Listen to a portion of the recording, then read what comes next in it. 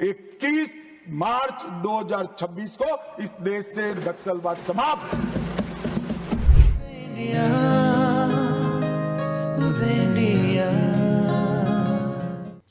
केंद्रीय गृह मंत्री अमित शाह ने इसी साल यानी मार्च 2025 में राज्यसभा में घोषणा कर दी थी कि एक साल के अंदर देश से नक्सलवाद का खात्मा हो जाएगा। और अभी गृह मंत्री द्वारा बताई गई तारीख आने में 4 महीने का समय बाकी है, लेकिन नक्सलवाद पर निर्णायक प्रहार शुरू हो चुका है।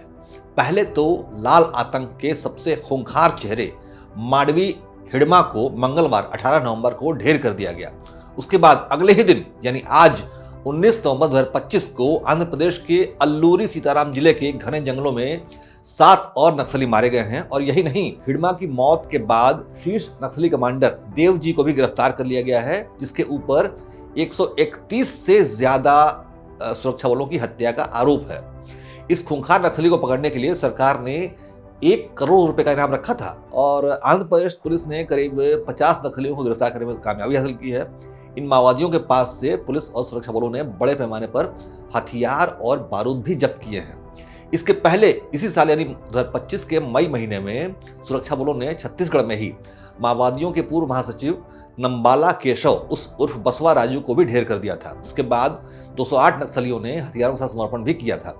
भारत में नक्सलवाद के खिलाफ कई दशकों से संघर्ष चल रहा है, जिसमें मदवी हिडमा और उसकी पत्नी राजे की मौत एक ऐतिहासिक मोड़ बन के उभरी है। आंध्र प्रदेश के मरेडुमल्ली जंगल में लगभग 4 घंटे लंबी मुठभेड़ के बाद मारे गए हिडमा की मौत ऐसे समय में हुई है जब देश भर में नक्सलियों का मनोबल टूट रहा है और उनमें आत्मसमर्पण की लहर देखी जा रही है और माओवादियों का ग्राउंड नेटवर्क लगातार कमजोर पड़ता हुआ जा रहा है।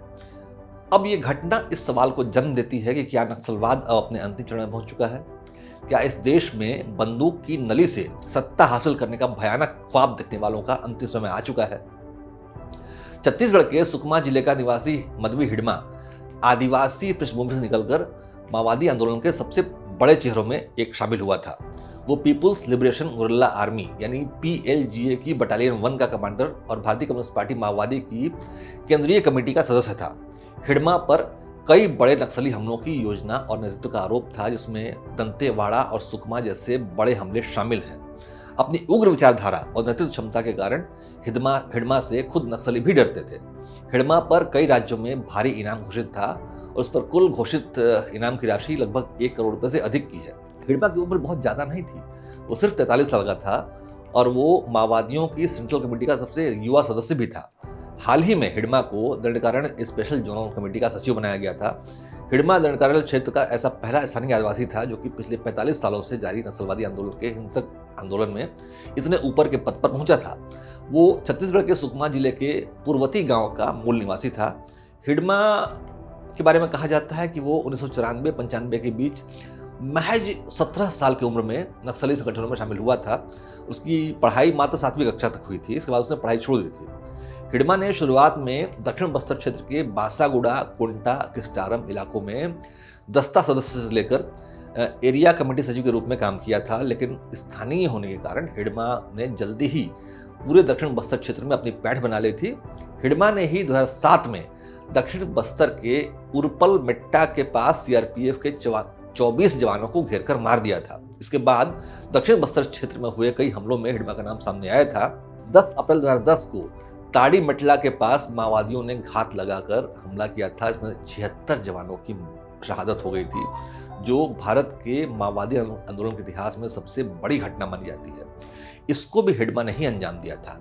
खुफिया सूत्रों ने जो जानकारी प्रदान की है उसके मुताबिक हिडमा के नेतृत्व में नक्सलियों ने कुल 26 घातक हमले किए थे और इन हमलों के कारण ही पार्टी संगठन में मतलब माओवादियों के संगठन में हिडमा का कद बढ़ने लगा था। हिडमा को पहले कंपनी 3 का कमांडर बनाया गया था और 2008 में लेकिन उसका प्रमोशन हुआ और उसको पहली बटालियन का कमांडर बना दिया गया। इसके बाद साल 2011 में हिडमा को दंडकारण्य स्पेशल जोनल कमेटी का मेंबर चुन लिया गया था और आगे चलकर हिडमा उसी कमेटी का सचिव और फिर माओवादियों की केंद्रीय कमेटी का मेंबर तक बनने में सफलता उसने हासिल की थी। लेकिन पिछले कुछ सालों से सुरक्षा बलों ने नक्सलियों पर जो दबाव बना रखा है उसने नक्सली गुटों को कई हिस्सों में तोड़ना शुरू कर दिया है।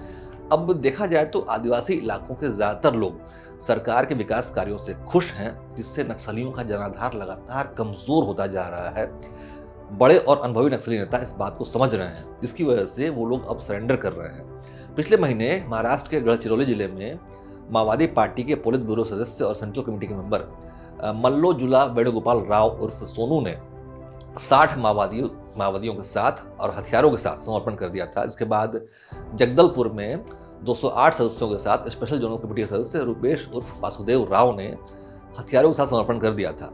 लेकिन माओवादियों के उग्रपंथी धड़े ने इन दोनों ही नेताओं को, ये दोनों वरिष्ठ नेता थे, इन दोनों को ही गद्दार ठहरा दिया और हथियारबंद संघर्ष जारी रखने का ऐलान किया था।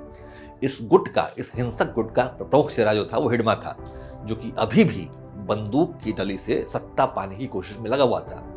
हिडमा का मारा जाना माओवादी पार्टी के उस धड़े के लिए जो सशस्त्र संघर्ष को जारी रखना चाहता था, एक बहुत बड़ा झटका है और ये देश में एक स्थायी शांति लाने की दिशा में बड़ा कदम है। जय हिंद, जय भारत।